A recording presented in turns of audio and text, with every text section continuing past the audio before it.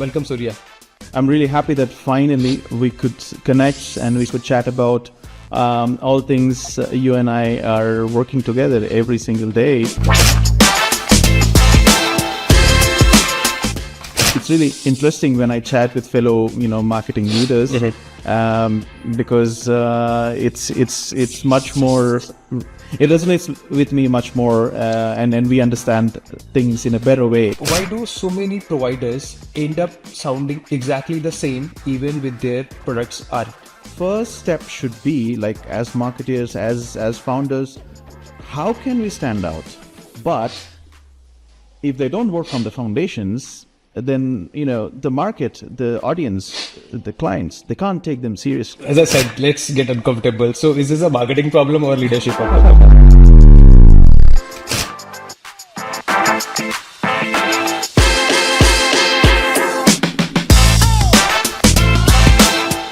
Hi, welcome back to the iGaming Unplugged, Unfiltered by GammaStack. I'm your host Sunny Huda, and today we are talking about something every B2B iGaming company thinks they have nailed it, but most haven't. Branding visibility.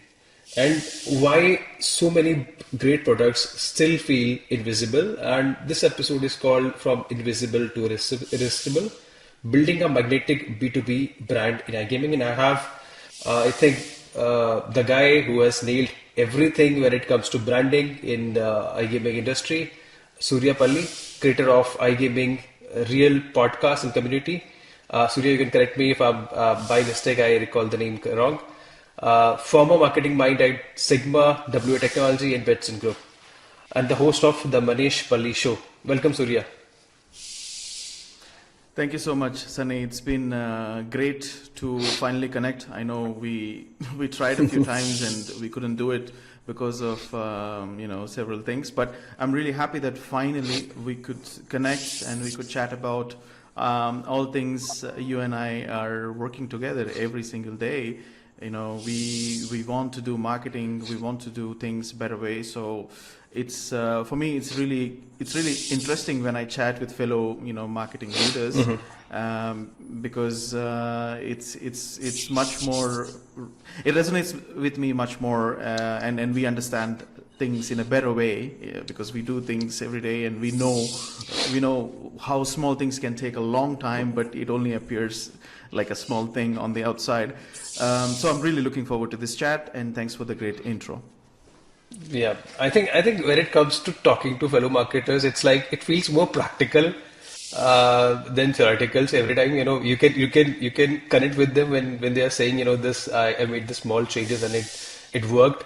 And sometimes I felt that when you share some kind of good story where you're sitting with your colleagues or your friends and you're saying hey, I did this, and it was a very for them it seems like it's just a very small change, and for the marketer they understand that was the thing I was missing, and it really worked. So this is the kind of thing which I really like when I talk to fellow marketers, and it's like I think these are the guys, they can understand what I'm going to say. Anyway, Surya, thank you so much for joining us. Yeah. Okay, let's start uncomfortable, right? B2B iGaming is a visibility problem, and I think I feel that, and I'm sure that you might have feel the same. A lot of companies exist, but nobody remembers them, right? Why do so many providers end up sounding exactly the same even with their products aren't? Yeah, I think they skip the brand foundations and the very important work that needs to be done when a company goes live, right? When a company goes live, obviously they work on their product, they work on hiring good team. This is all great. I mean, a great product and a great team is going to make marketing easier. It's going to make our lives easier. But if they don't work on the foundations, then the market, the audience, the clients, they can't take them seriously, right? We see some companies spending 100K on a stand, but they have a very basic logo, like and they don't use the logo for the right background. It really bothers me when I see these kind of things, because they're putting the money in the wrong area, and with a little bit of focus in terms of working on the visual identity, making it unique, because we've got a lot of brands, as you're saying, and a lot of them look and sound the same. So the first step should be, like, as marketeers, as founders, how can we stand out? Like what can we actually do to stand out? You know, branding is definitely one way, you know, but it's not enough. You know, it should be a combination of branding and product features and a great leadership team, because, you know, people are everything at the end of the day in the company. And if we can get individuals who already have a little bit personal brand and connections in the industry, that's a massive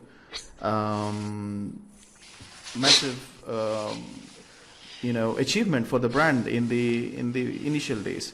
But, you know, to come back to your question, I think it's really important to work on the brand foundations as a starting. It's not something that we should skip it, you know,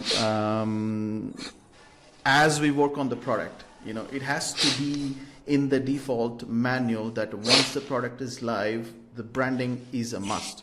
You know, it's not like a nice to have. It's not like when we have 10 clients, we will work on it. It's not like when we hit 500 million in revenue. Okay, 500 million is too much, but 500K in revenue, then we will work on branding. So that's what I think needs to be done. As I said, let's get uncomfortable. So is this a marketing problem or a leadership problem?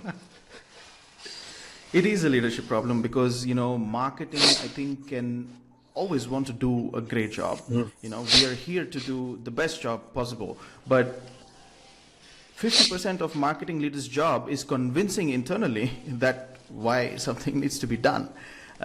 So if leadership can understand the importance and trust in the marketing leadership, then you're actually removing the roadblock, which we can use that time and effort in actually doing marketing, which is external, you know. So in my last leadership role, when I was leading marketing, actually this is the fact. 50% of my time was spent in getting approvals, you know, explaining my ideas, explaining why things need to be done the way they need to be done. And like, if the leadership understands and gives like full throttle, imagine how fast we could have gone, or how fast anyone could have gone, right? So it's a leadership thing, and I think leadership, a lot of leaders, founders, they underestimate marketing. They want to go down the route of referrals, which is very common in our industry. They want to connect with as many people in the events, and they want to go down the route of referrals. But I mean, if you have a good branding, if you work on marketing, referrals are going to come to you instead of you going to find the referral partners. Right? And if you work on your branding, if you work on your marketing, and when you go to ICE, when you ask people for meetings, people will book meetings with you because you are building your brand. If you are not working on your marketing and branding, then when you ask for meetings, they will not reply. This is what happened to me as well, Sunny. Last year, when I started my consulting journey, I asked meetings for a lot of people during big events, and a lot of them didn't reply. But now, since I've built my brand for over a year, I send a message asking for a meeting. They reply within minutes. You know, this is the power of doing it the right way. You know. I totally agree with you. I think this is the biggest problem, and I can feel that when you say, you know, the 50% of time was going to convincing the leadership. I understand. I think this is a very harsh truth of the industry, and especially when you talk about the leadership versus the marketing. I know they are same team, but it feels like they are versus.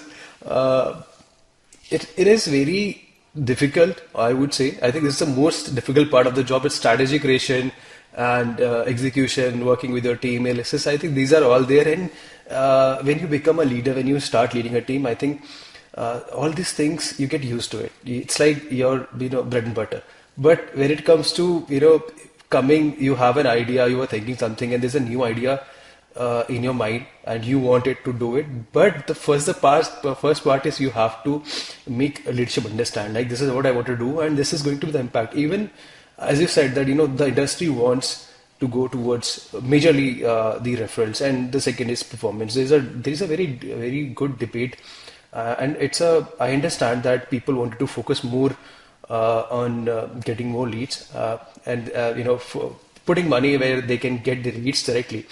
And right now, I think I'm seeing this transition where I can see that brands are little shifting, or they are pivoting towards the performance side of it, where they want to spend more to get so on demand direct lead generation. They don't want to focus on organic marketing. Wanted to focus on building a brand that much, especially for the newcomers, right? For the new brands, they feel that this is a waste of time, and later we can, when you have, as you mentioned, that we can have this budget, we can invest.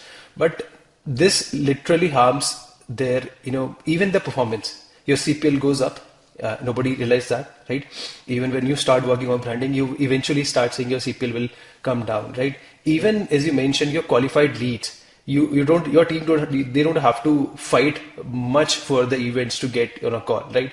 Even when your brand is strong, you see that people will come to you.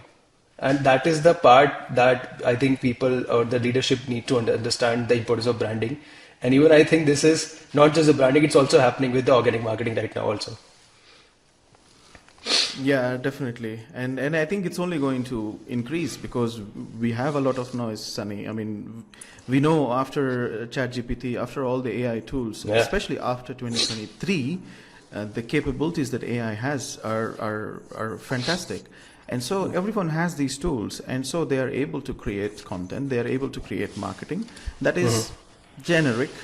I'm not saying that they can do it well. Yeah. However, this is why it's important to do it right and do it nice. And when we do it, especially in the beginning, to focus on the foundations and to focus on because look, I mean, if companies, they have a set budget for getting the product ready, right? They have a set budget for the tech team.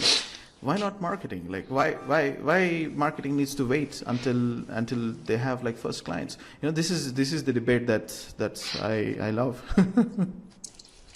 I think I can't say I love this because I'm still on this debate. I think you have moved on to another part where I think you are the guy who's creating your decisions for the marketing. But yeah, I think this is still there in the marketers, and this is the part of job, and it's the part of job where I think every marketers hate, that you have to fight. Every time you have to convince your team, your management, your leadership that this is the reason why we are doing this.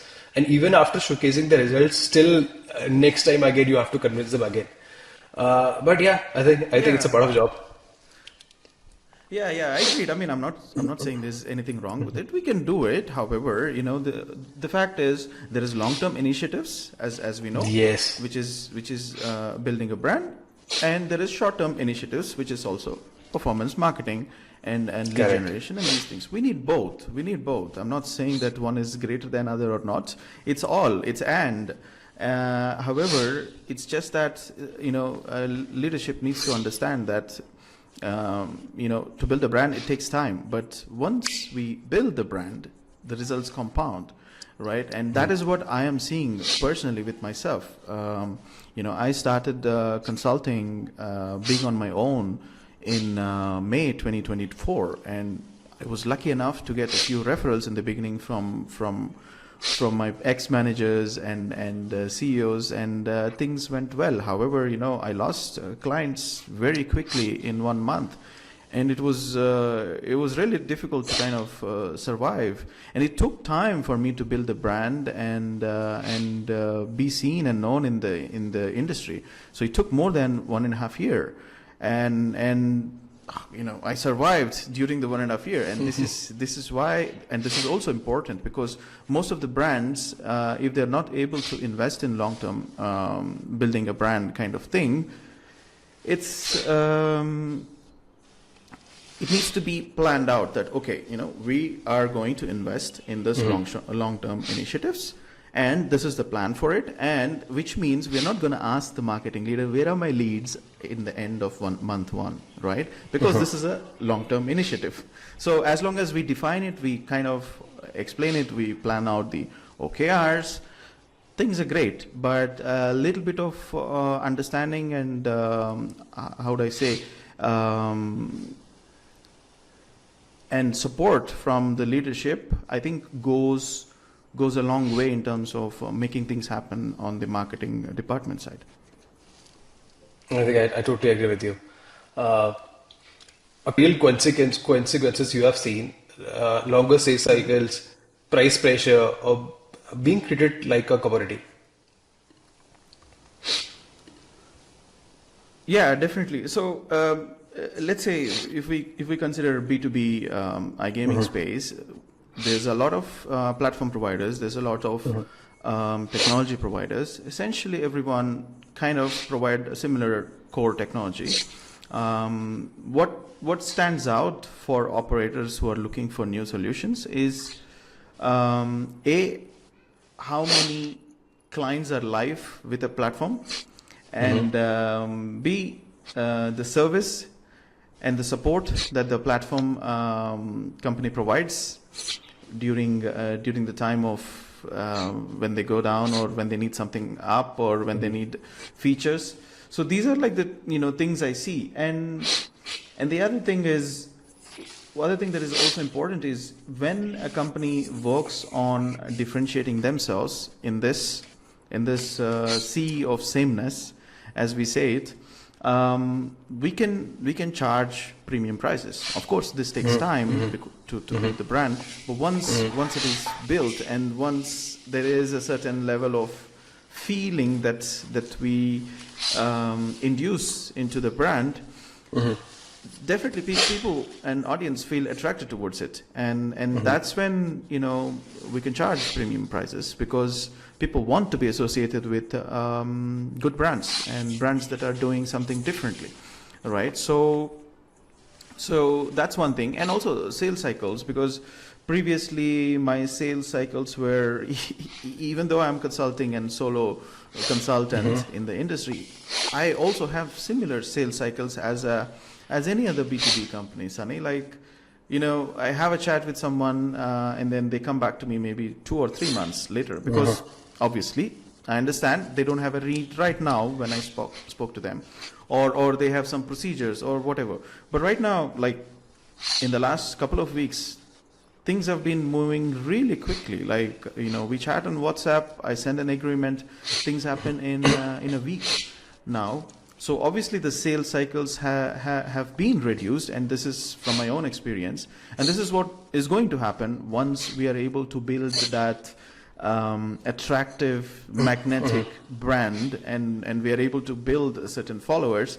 It's easy to reduce the sales cycles. It's easy to book meetings. It's easy to reduce the numbers for the performance marketing, like you're mentioning. So all these are the benefits, but these are long-term benefits, and we just need to have a plan, have a strategy, and invest time and effort in a way that it will compound in the long run. I totally agree. I totally agree with you. I think I think this should be the right way to do it. Let's talk about storytelling now. I think you're the expert here. And everybody, who have seen your content, they understand this very, very clearly. Because honestly, half of the iGaming brands talk like they're built for machines, right? Not humans. What actually makes a B2B iGaming brand story stick in buyer's mind? Yeah, I mean, there is a lot of ways of doing this, and there's a lot of brand experts as well. From my understanding and experience, the way I would like to do it is to understand why the founders created the brand in the first place. Like really understand what was the reason they wanted to create this brand. Is it because they want to make more money? Is it because, of course, revenue is definitely the goal for anyone, but there should be some other purpose that they created something in the space, right? So I try to figure out and extract that from the founders, because this is very unique. This cannot be something similar. Maybe there might be coincidences, but why a founder started a company is very, very personal, right? So I start there. And then from then on, I build the story, because that cannot be replicated by AI. That cannot be copied by competitors, because it's personal story. And that is how I have created brands in before. And I think that's how, that is one way of doing it. I'm not saying that there's only one way to do it. There's many ways to do it. There's many brand experts out there. But I have seen that in the age and day that we are in with AI, taking down the founder story approach and translating that to a brand works really well. And I think this is something which I have seen in a lot of stories. But let's say if the founders, they started the company only for the money. Then because this is the common factor, let's say if I wanted to even start a company and my reason is only for money, I don't have any other story. Then what angle is usually can brand take here? Definitely. I mean, I think essentially everyone does start for making revenue, and the purpose of business is business, right?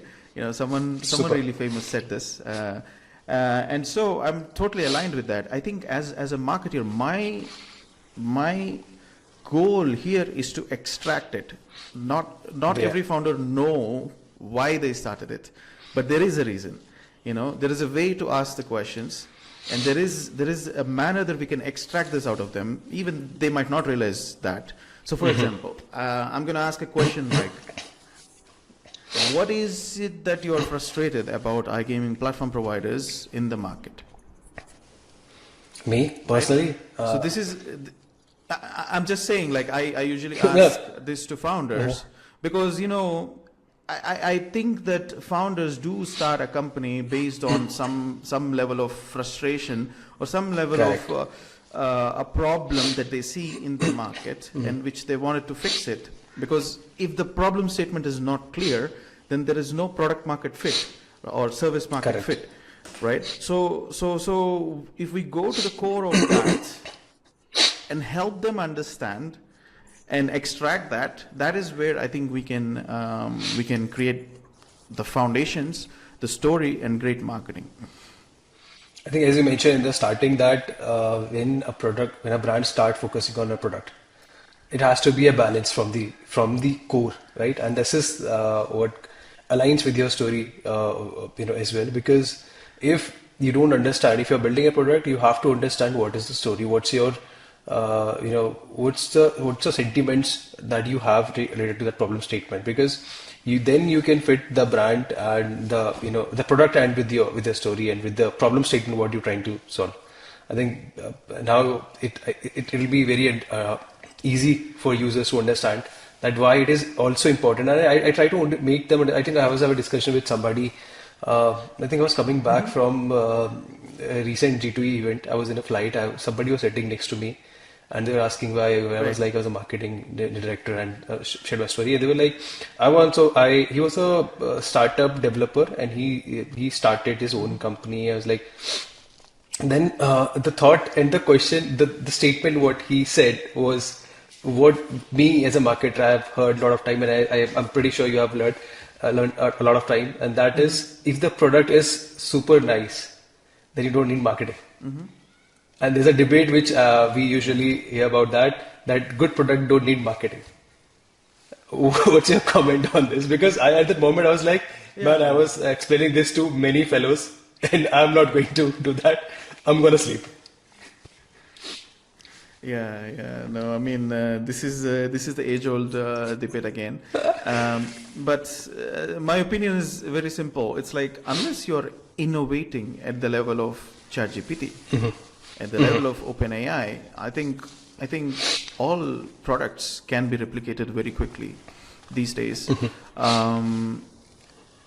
It is true that great products might not need marketing, but to create that level of great product, you need a breakthrough, disruption, innovation, right? So ChatGPT can be an example. When it came out, I think it's crossed millions of users within the first week.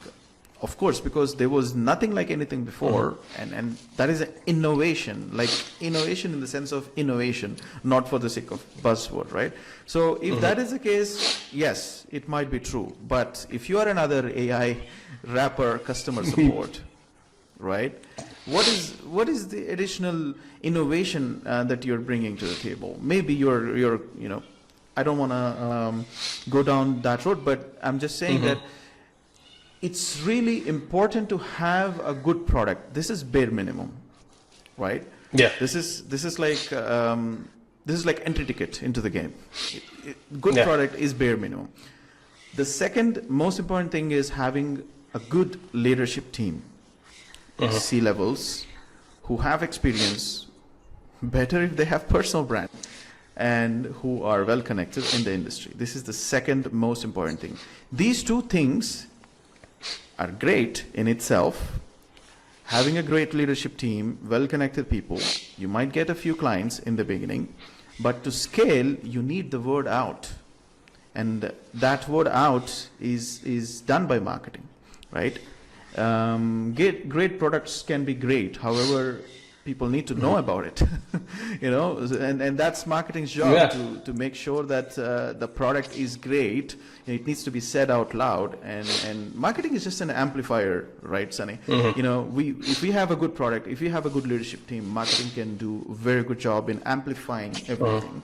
And the same goes the opposite side as well, which is if the product is fluff, if there's no matter or substance in the product, even though if marketing creates a story, even though they do this, that, whatever, it might work in the beginning, but then people will figure out anyway, and the brand will lose the trust eventually, right? So it's really important, these both sides, that we build with intention, but also we have to consider that marketing is at the other side of the coin, and that is necessary for the growth of the company. It's not like a nice to have. I think well said. So there's, in today's world, I would say, where, everyone is trying to create the content majorly from from the AIs. I think in a recent, one of a seminar I've attended recently, and there was a talk I was listening, some of the leaders, and they were mentioning they have replaced their 90% of SEO team via N8 and automation. They have created one automation which is working from the scratch, from the start. They are they're doing their research like clusters, keywords, everything, and then you're putting down data, and then it's creating the entire content, posting to your everything, starting from scratch, from research to creating the final piece of content, EAT models, guidelines, checking everything, and publishing on your website, right? And they were saying that this is the future of the organic marketing. I was like, okay, might be, but then I read the content what they were publishing, and this is a fascinating thing. What I saw there. I would say content score is actually more than the content which humans were creating for them. It's like it was 88. It was out of 88 out of 100, and their humans content was somewhere around 65 out of 100. But that content which has 88 score, to me personally, I felt like I am reading some robotic scripts. It's like very much generic content, very AI driven content. So this is the thought process that I understand leadership makes decision on the basis of on the numbers what you have, but this is happening, right? So this is the problem what marketers are facing, and according to you, as you are an entrepreneur yourself right now, you're leading your brand, you've already created a very good brand that people know. What's your take on this? That this is the future where we are heading towards? Yeah, this is a very, very important question. I love it. I really love it because there have been some companies who've been trying to pitch me, work with me, who say that we will blow up your podcast and your content with all automations.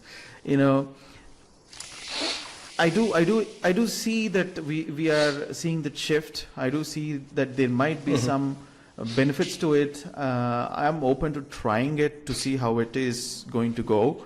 However, I'm a very organic marketer. Like I've always posted things with my hands. I have not used schedulers as well. I've invested my energy and time into making something nice. And I love the process of doing it, the principles and the marketing and the copywriting. I live and love it.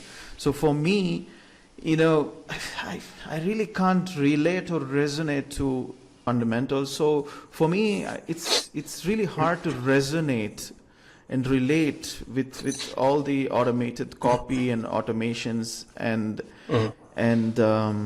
workflows and these kind of things, because I love doing it with my hands, and I love doing this because I'm speaking my heart and I'm speaking my mind from my experience.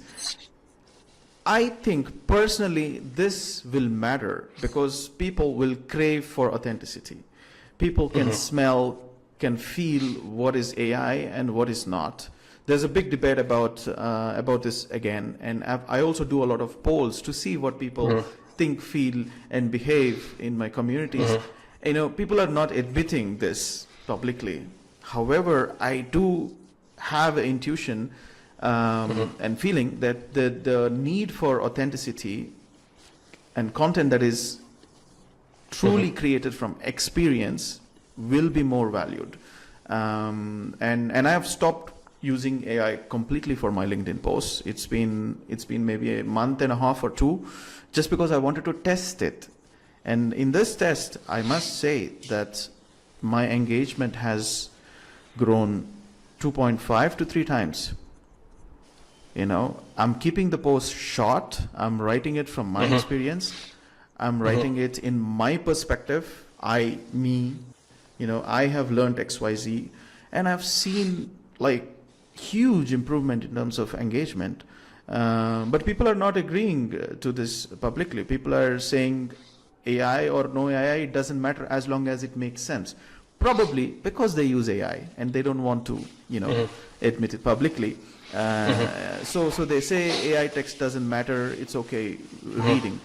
But I really think, and I want to believe as well, that the need for real marketing and human written content it'll be like a premium thing. You know, we have the AI content, and then if you need human content, then you pay extra to get the human content. I think I'm expecting that we go down that route, and you know. But let's see. I mean, technology is technology. You know, we have to embrace it. There are ways we can use it, but this is my current thoughts. Yeah, as I said, you know, I think I totally agree with you. That human feel is premium, I guess.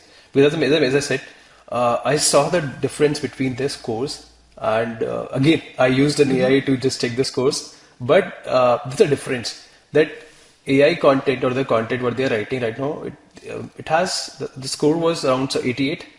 But when I was reading that content, I didn't felt that, you know, it is something for me or it's something for humans. It's like it's a technical draft which is there, and I believe that is the difference between the not just the branding, between the human content and the humans who are working behind it. I understand that it's true that humans can be mixed and AI is perfect when it comes to, you know, if you are prompting right and everything is.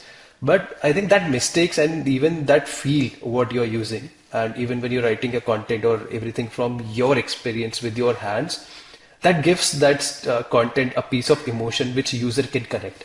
And you know, I could be wrong, but I'm pretty sure that AI can't create emotions so far.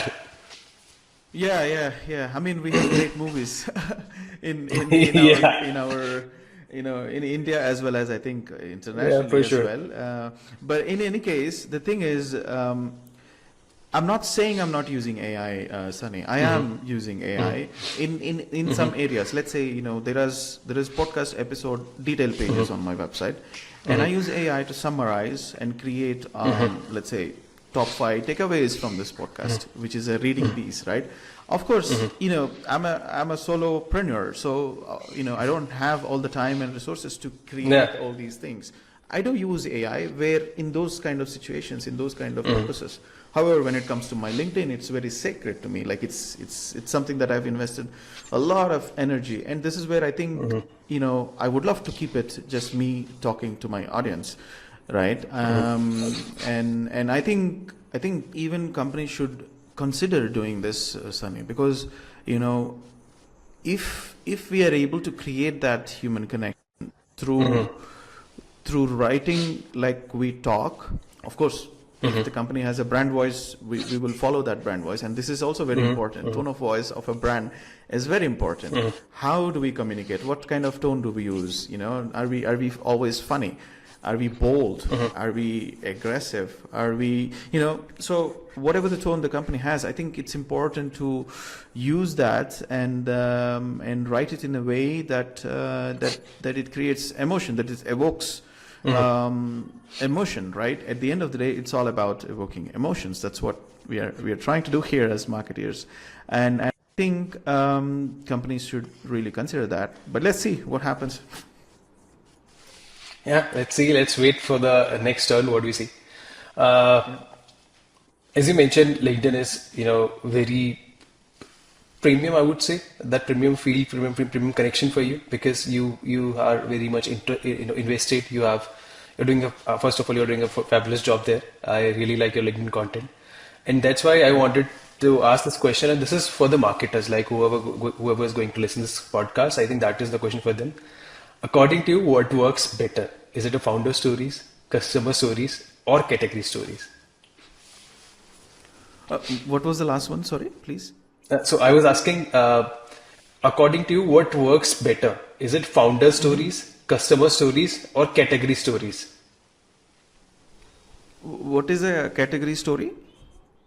I mean, category is in which category? Let's say if you are a casino platform provider, that is your category. If you're falling in an aggregator, yeah. I'm a very big fan of Gary Vaynerchuk. I have probably been following him since he started online, or when he started online, and that is why I'm a very, very big believer in organic social media, right? I believe we should do all of them, like all of them, founder stories, category stories. The other one as well that you mentioned, because there is no harm in doing more as long as it's on brand, as long as it's communicating a point.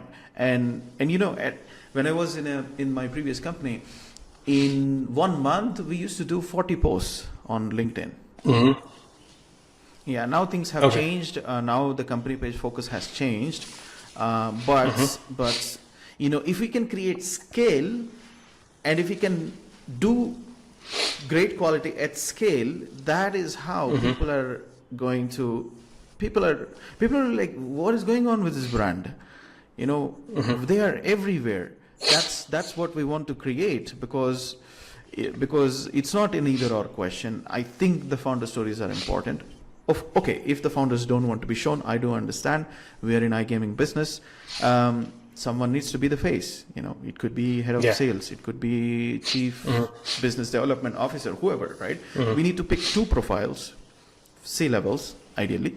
And then we start building from their profiles. It's just because right now things have changed. If I would start building a brand today, instead of doing 40 posts from a company page, what I would do is I would do maybe 15 posts from company page, but the rest of the 25 I would do it from these 2 people, right?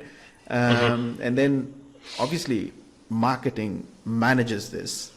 Marketing trains them. Marketing equips them with whatever they need, these 2 profiles. But this is how I would do it if it is today. And I'm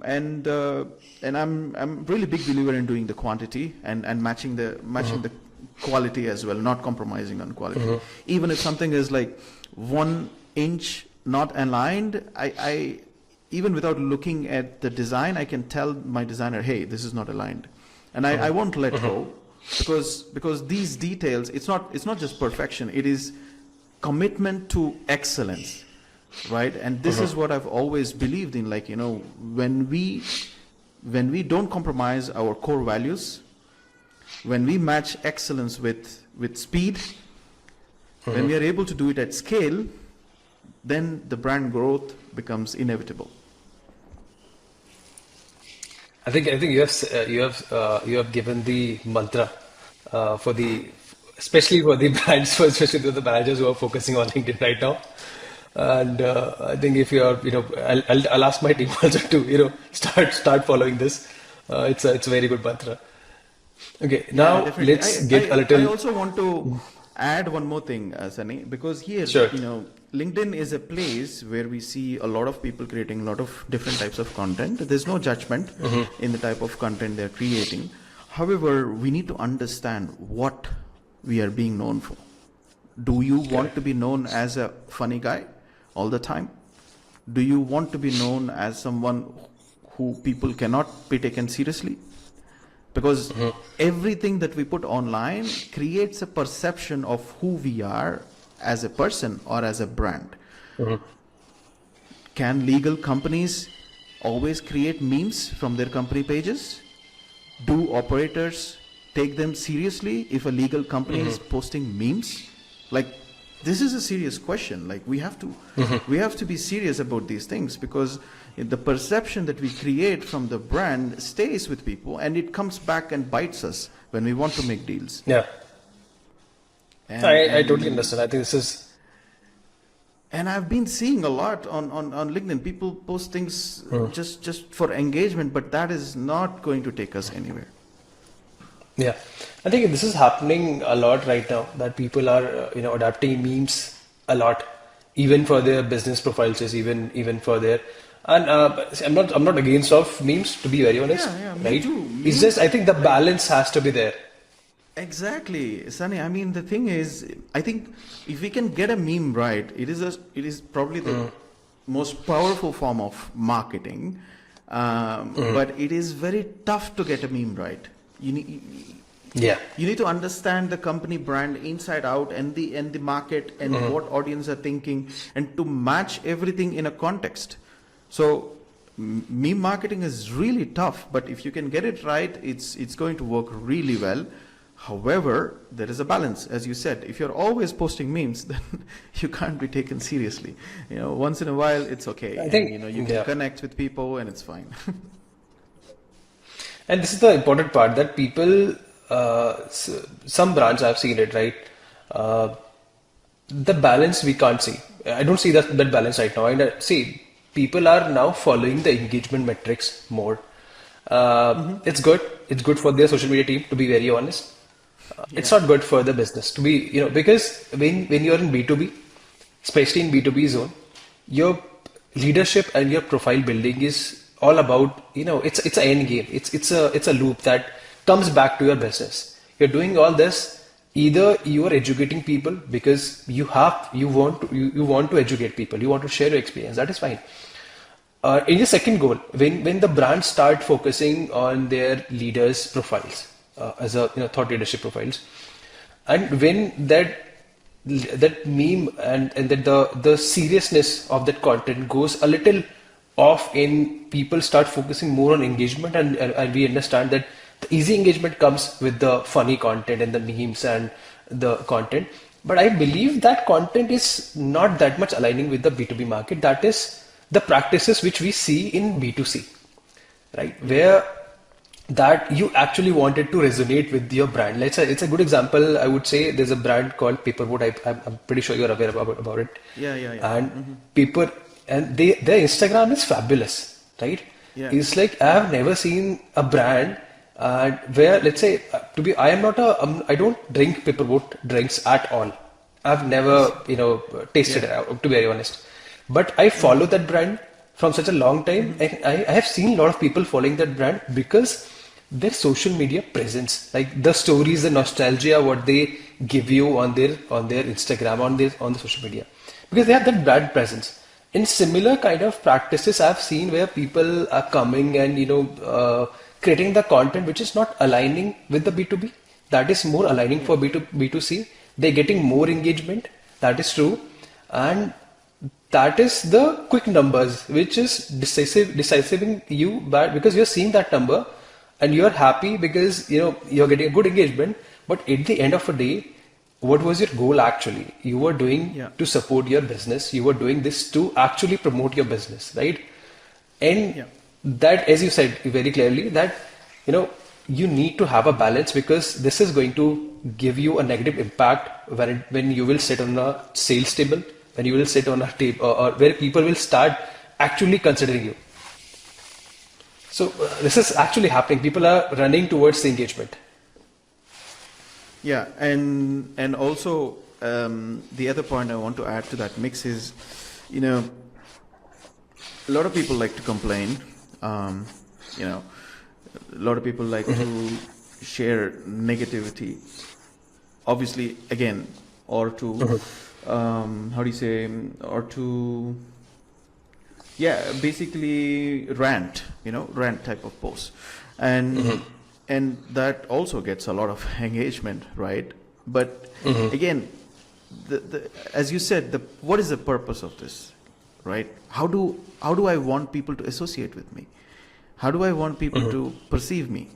These are very important things, because you can be building a brand for a year, and one post is enough to ruin a reputation. Correct. So I'm really I really urge everyone to kind of be thoughtful about what they post online, because I also believe that whatever we put out is what we get. Everything that we experience in life and in business is what we put out, right? If we put out negativity, even for the sake of it, or even for engagement, or even for whatever, that is what is going to come back, and then we complain again about it, and then it comes back again, and it's a cycle. Yeah, it's definitely a loop that if you're gonna send something out there, at some point it'll gonna come back to you. I think it's there in the market. It's very clear. Okay, now moving on to the second part of the questions, and it's like a little practical. Because this is where the teams fight every Monday morning. Thought leadership versus demand gen content. What actually moves the needle for iGaming brands? Definitely. I mean, when we talk about both are necessary. Definitely both are necessary. We have to plan it out. I am also a fan of content calendars. I do like to have a structure, right? I do like to plan things out upfront. Let's say, on a Monday we're doing, I don't know, motivational post, right? People are coming back to work from weekend. On Tuesday, I am doing demand gen content. On Wednesday, we are posting it from our thought leadership account, right? So it has to be a mix of everything. Everything has to work together, and the whole company has to function in such a way that they are doing marketing, right? It's not just marketing's job to market a company. It's everyone's job in the company to market a company, right? Because obviously that is the end goal of a company, is to grow, and is to help people grow as well who are within the company. So when I was working in my previous role, I used to personally DM people, sending my LinkedIn link of the company page, asking them to engage, asking them to share. And I would check back again in 15 minutes if they did or if they didn't do. And I was ruthless about it. If it is a CTO or chief legal officer or whatever it is, right? Because internal marketing is also very important. We have to get everyone together. And we have to initially maybe force and create a structure. But eventually, once the brand catches up, once things go well, the audience will also jump onto the board, and then it's easier. But to answer your question, to come back to it, I like to have a structure. I plan my content well advanced in a month, right? I create a structure. This day we are posting this, and then based on that, of course, I give some guidelines to my team members, whoever is the copywriter or a social media manager, and then they come up with the content, and then we execute it through a system like a Trello or Jira, kind of a board. That usually works, because going free flow is tough, Sunny. I mean, especially in the environments that we are working. iGaming is very fast paced. If we want to hit that scale of 30 to 40 posts a month, we need a structure, right? And we need a well-oiled machine in terms of a team, a designer who is always aligned on the copywriter and the social media manager. So, but I love doing that, and that's how I usually do it. I totally understand this. As you mentioned, I think in your previous question, I honestly, this clicked to me right now. Uh, I've seen some brands out there in the market. They are new, and especially in the iGaming industry, the CEOs and the leadership team, they don't want it to be a face, right? Even this is happening like when a brand, I've seen a couple of brands, they have multiple businesses, they have launched a couple of more businesses, and the marketing team which is working on that particular brand, they are facing this issue because they wanted to, it's very important, I think, for LinkedIn companies or LinkedIn brands, that they use the face of the people. They create humanized content. They need foundation. And when I say foundation, that means they need the initial content or initial support from their founders, from their, thought leaders. But I've seen it that they're not getting the support from the upper management, from the leadership. And at last it happens because these guys, these social media managers, they are suffering. And because at the end they are just creating the content, they're getting help, but they're not actually getting. So what is your piece of advice for them? And this is a very practical thing, which because I have seen it recently in a couple of brands and people were asking me this kind of, I've given them my piece of advice, but I wanted to hear from your end, what is your piece of advice for those brands where people are not ready to support their marketing team, but those marketers, they have to do their job.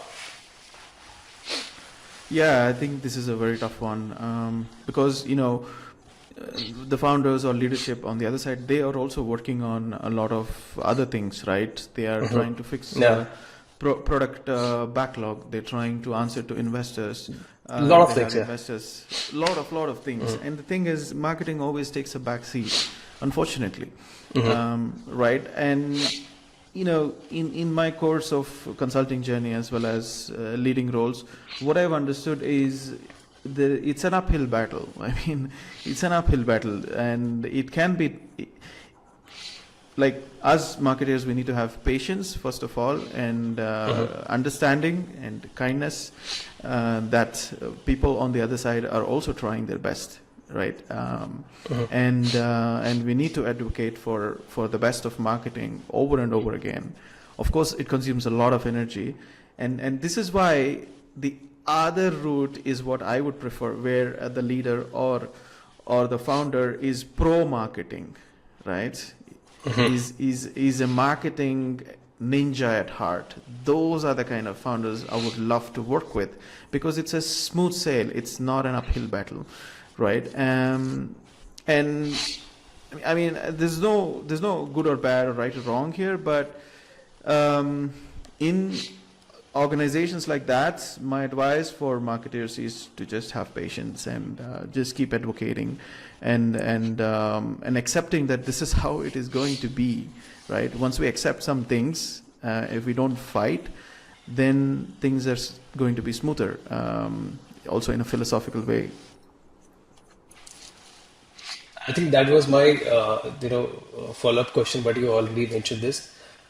When we talk about the brand, right, especially the branding, how important it is for a brand that at least one C-level should come from the marketing background.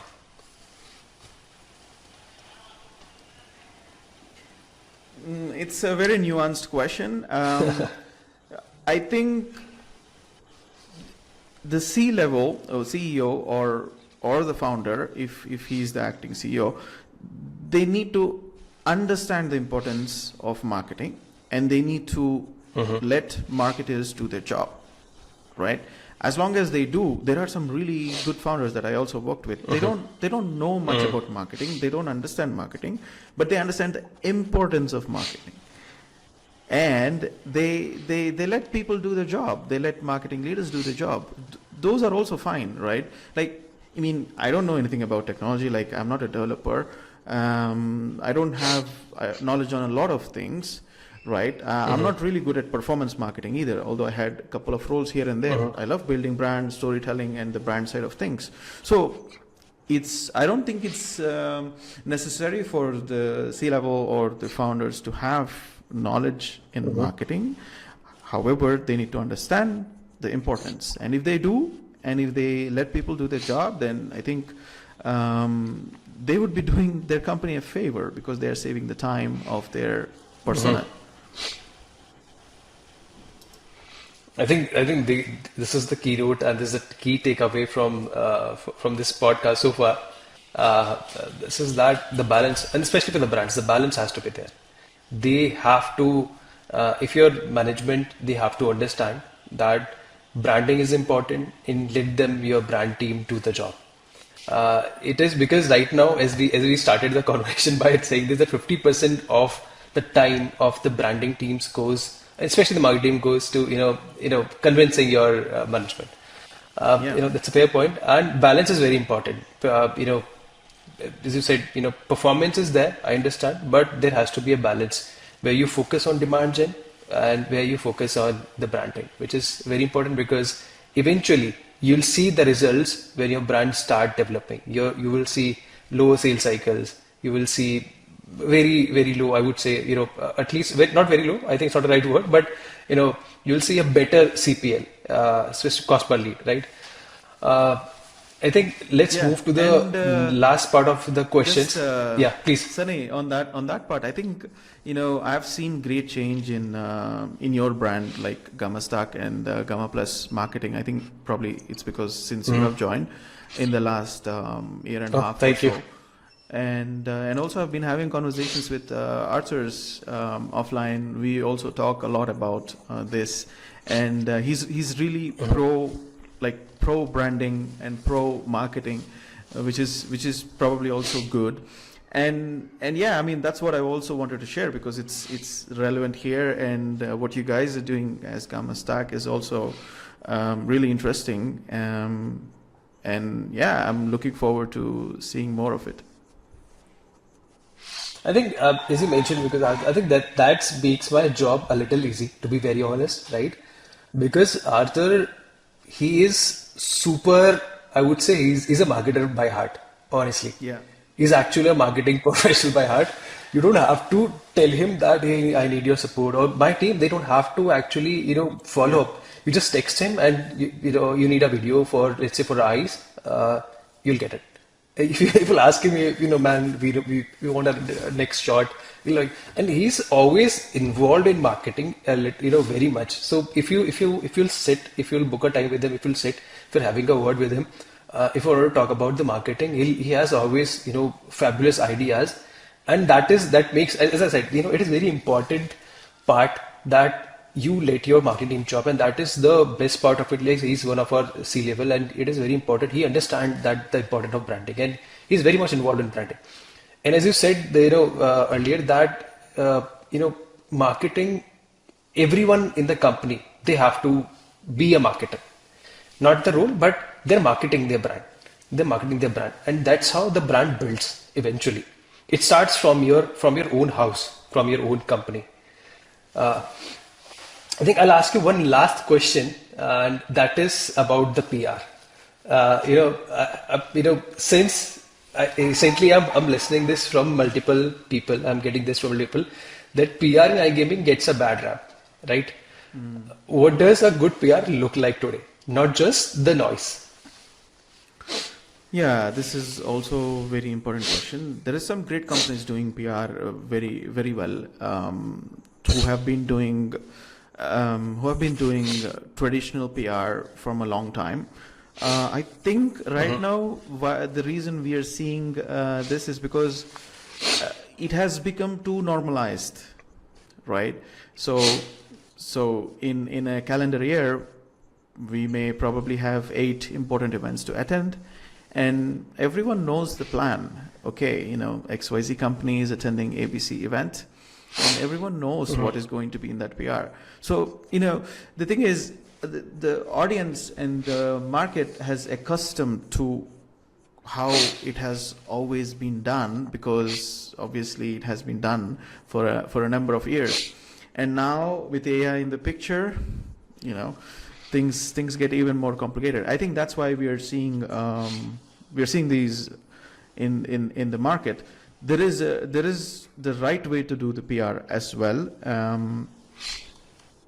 and that is also important because, as we know, AI LLMs currently refer to third-party sources to understand about a brand, right? It is fact. We have data proving this as well. So PR is definitely important, and we need to look at new ways of doing it. We need to look at doing it in a way that it's not everyone is doing it, right? So that's where I think we have to focus on. I'm not saying we shouldn't do it because these companies that are offering PRs, they do have good domain authority. They are trusted sources in the industry. So, to do something with them is important for the brand, AI LLMs, if we can get backlinks from them. But the question remains, how many people are actually reading the content? Are they reading the content or are they reading only the headlines? So that's why that's why I predict that this year it's going to be the year of podcasts. Podcasts are going to be, probably they are already, going to be the additional thing in the whole PR strategy, right? So if a company is investing X amount in PR, I think they will consider to invest part of their PR budget into podcasts. Either it is creating an in-house podcast, either it is going on other creators' podcasts, as a PR mechanism, but again, not like the usual company PR interviews, but something more authentic, something more around thought leadership. This, I think, will go up, and companies want to do this because they want to do it differently, and they also want to follow the trend, I guess. I'm seeing a lot of companies starting podcasts, which is a great thing. Everyone needs to own their media. Everyone needs to share stories, and I think that's how we're going to see more companies building brands. Yeah, I think absolutely right. And as you clearly said, the podcast is the new PR coming up, and I think it's not new, but it's already there. And as you mentioned, podcasts should feel authentic, because at the end, if it's a marketing, I've seen, I was listening to a couple of podcasts, and there's a clear balance which you need, right? It should not be about just promoting your brand, because then it looks like a paid podcast, right? Yeah. I've seen the brand, they host a couple of podcasts, they start doing it, and they invite good guests in their podcast, and at the end, when you listen that podcast as a listener, you feel like they are just promoting their brand. It should be about, because eventually when the user, and this is the advice from my end to the users, to the listeners, you can also add your part, that I feel as a brand marketer, I feel that podcast or whatever the content you are creating, if you're selling, it's not branding. If you're educating people, if you're giving them a piece of advice, a piece of education, what they need, and how your brand fits with them, that is the real value of the content. Because you have to tell them what is your brand do. I understand that is important, but the most important, you have to always think, and especially the social media guys, you always have to think why user will follow you. Yeah. If you are just promoting your brand, nobody will follow you. You have to give something for them. You have to understand what is for them. If I follow a brand, I'll always think, what will I will learn from this guy or this page? Like, I follow your page, and the reason is I know I'm going to learn a lot for branding, a lot about the market, a lot about the marketing. That is the balance. That is the real content we need right now. Yeah, absolutely. Nothing really to add there. I mean, it's all about the user, right? It's all about the audience. We need to provide value. We need to give and not expect anything in return, right? That is when things will compound. Yeah. As you rightly said, it's all about the user. Correct. So yeah, what is going to be your last piece of advice for the new entrepreneurs, new brands in the market, and for related to the branding? Like they wanted to build a brand, they're in the market. What is the piece of your advice for them? Definitely start posting on LinkedIn. That's the first thing I would suggest. But before, there's a very important step, which is to work on brand foundations. It doesn't need to, I mean, you don't need to spend 30K on a brand book. But what I'm saying is, please invest in doing it properly, even that is a light brand focus. Get a designer from Upwork, check reviews, and probably you can have a nice logo, maybe in $200 or less even, right? But do it in a way that the audience and the market feels like this company has invested something into creating this. Right? So the brand foundations come first, even though it's kind of like a light focus in the beginning. It works, right? But no focus is not good. Like not working on the brand at all is not cool. So work on the brand, then start posting on LinkedIn. That's my two-step formula. Again, start posting on LinkedIn is not easy when you're starting out, right? So I had Adar on my podcast recently, and he mentioned it that it's not easy to start posting online. There's a lot of questions: what to post, when to post. There's a lot of questions. So what he suggests is, which I also really like, is connect with people, right? Follow others who are doing it. There's probably maybe 100 creators or so in iGaming who are doing a very decent job in creating good content. So there is there's this list from Paul. He was doing a Christmas calendar list, and he has 24 people on that list. Those are great people to follow. And I also like Katie from Vegas Kings. I think she's running a newsletter as well, which is featuring iGaming stories of leaders, how they came into the industry. That's also a very great list. So we have these resources and these people to follow, and as Adar says, it's important.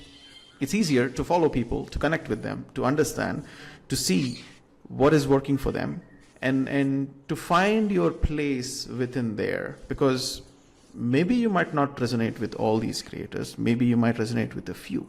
So you can follow those few, you can see what they're doing, you can see how they're doing, you can engage with them, because comments are easier. You can still share your thoughts without having to worry about if a post will have a likes or not if you post. Right. So that could be a nice starting step in terms of starting your journey on LinkedIn. And once you figure those things out, then it would be important to have a simple framework. Monday I'm going to do this, Tuesday I'm going to do this, Wednesday, Thursday, Friday. So something. It doesn't have to be perfect. It has to be something so that it helps us to keep consistency. And once there is consistency for a couple of months, then it becomes easier. Of course, you're not going to get a lot of engagement in the beginning. You're not going to get what you expect, and that is totally fine. And this is the same thing for anyone in the space or any platform. We just have to accept it, and we have to keep connecting with people. We have to keep having conversations. Again, this was mentioned in my podcast with Adar, which I really resonated, and which also personally helped me, because I was also creating a lot of content, but I was not connecting with people enough. And after my podcast with Adar, I literally seriously took everything that he mentioned on my podcast, and I started connecting with people. Every single day I started connecting, having chats with them. Hey, 15 minutes call, whatever it is, and then things started changing. And then I got the idea of creating a community, which is the iGaming Real Talk WhatsApp community. And then, things started moving differently. So I do have to give credit to Adar for changing some things for me personally. And this is what I also want to suggest, because I heard it, I implemented it, I got results. And that's why I'm saying that it could be also something helpful for others. So yeah, it's not about just posting; it's about creating conversations, quoting him, and these are the things that I would suggest for anyone starting out. I think it's a wonderful advice, and I know Ada personally. I think I had a discussion with him. We are also doing one collaboration with him, and he's a superb guy. He's also genius. And thank you so much, Surya, for this advice. Especially, I think many marketers, many brands will learn a lot for this from you. And this was a very sharp, honest, and much needed conversation, which I really believe that, especially for the marketers, especially for the brands, new brands, entrepreneurs who wanted to focus on the branding, right? If you're listening and feeling slightly uncomfortable, that's probably a good thing for the brands, and I really believe, because branding isn't just I believe it's not just posting, as you said. It's about creating your brand perception in the mind of people. It's not. Social media is not just posting. It's about, as you said, really quoting Adar. It's not just posting. It's conversation creating, right? Creating conversation. Thank you so much, Surya, and to our audience. We had this great chat with Surya Palli. We had a great conversation about branding, and I don't think I have to introduce Surya again. Everyone knows, whoever in the iGaming industry, basically the guy you call when your brand feels like a ghost, whether it's an industry expo, whether it's your branding, whether it's your marketing. Thank you so much, Surya, for your time. And finally, we did our podcast after so many attempts. Thank you so much for your time. Thank you again, Sunny. I think this has been my best conversation so far. I'm not kidding, because there were a lot of things that I had in me that I wanted to voice. So that have been voiced today. And so thank you for giving me the platform, and also I enjoyed the conversation because you are also a marketing leader, and we kind of resonate and understand what goes in and what goes out. So this has been really good. I think we should do something similar again. I would love to do it because for sure. it's just going to, I believe it's going to create value for whoever is listening. So thank you for having me on this iGaming Unplugged with Sunny, and thank you again. Thank you. Thank you.